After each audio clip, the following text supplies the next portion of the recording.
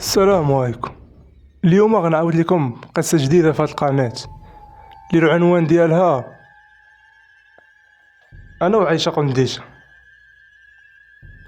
أنا سميتي العربي، وكبير وصغير كان كيعيطوا ليا با العروب. كان كلشي كيحتارمني. الخدمة ديالي كنت فلاح عادي، خدام في الأرض ديالي في واحد الدوار بعيد. عمري كنت نخاف من الظلام ولا من ديك الهضرة ديال الجنون. كنت نقول غير خرافات، ولكن داكشي تبدل في ليلة وحدة. نهارها تعطل عليا الحال في الفلاحة، حتى طاحت الظلمة وانا باقي خدام. جمعت حوايجي وشديت الطريق، وكان خاصني ندوز من حدا الواد باش نوصل للدار. الدنيا كانت ساكتة، كان كلشي داخل الخيمشو ساد عليه الباب. ومني قربت الواد شفتها مرا واقفة بوحدها، لابسة جلابة بيضا وشعرها طايح على كتافها. كانت كتبان زوينة، ولكن فيها شي حاجة غريبة. قالت لي عافاك ولدي، توصلني معاك، راه خايفة. حشمت وقلت ليها مرحبا تفضلي، وبدينا كنتمشاو. ولكن القلب ديالي كان كيضرب بلا سبب.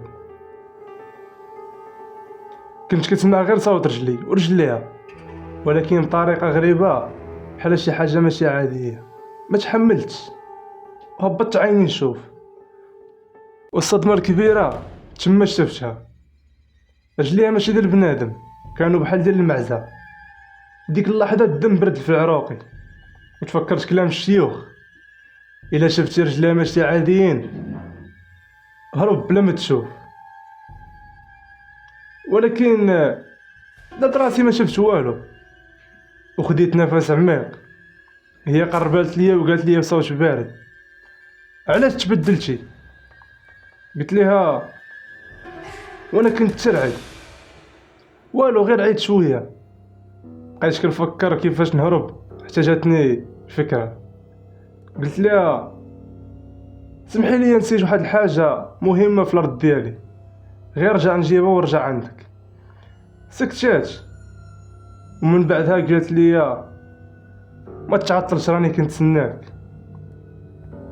مني درت وبديت كنتمشى حسيت بها ورايا كتشوف فيا، ومن غير بعد شويه جريت بالجد، وبديت كنسمع ورايا الصوت تبدل ولا كيخلع.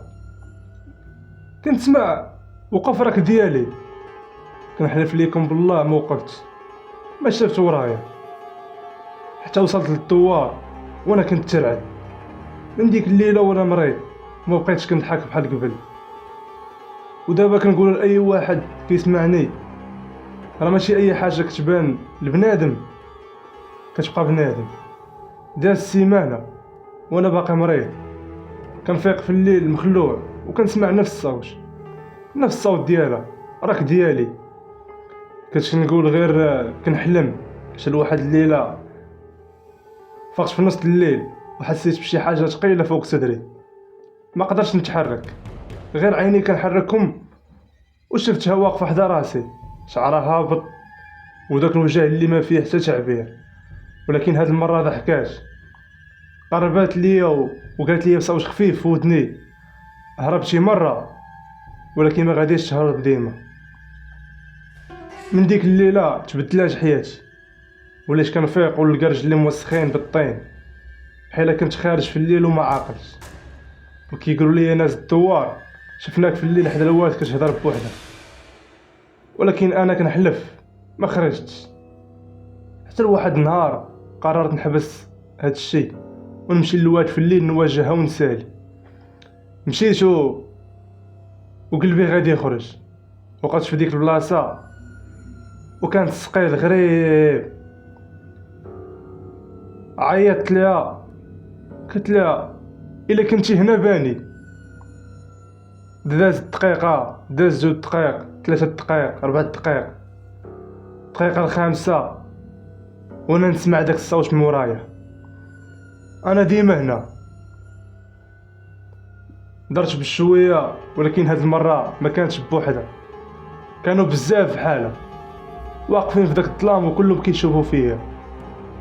ومن ديك الليلة العربي اختفى وما بقات حتى هضره عليه في الدوار.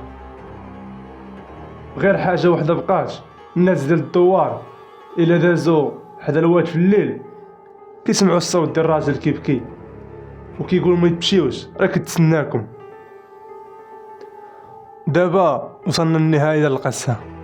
لو وصلتي لهنا ما تنساش دير متابعة وشي لايك وشي كومونتير زوين بحال وجهك باش تشجعنا نزيدو لقدام ونطورو من راسنا.